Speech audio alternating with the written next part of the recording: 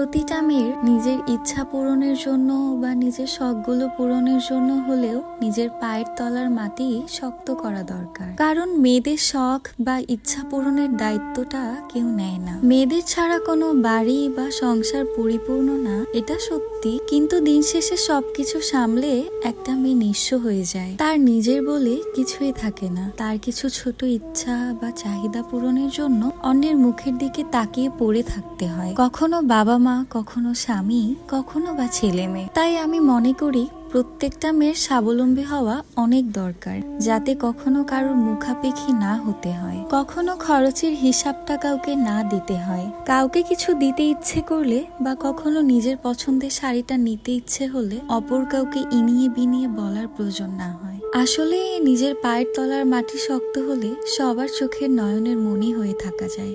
এটাই সত্যি, আর এটাই বাস্তবতা।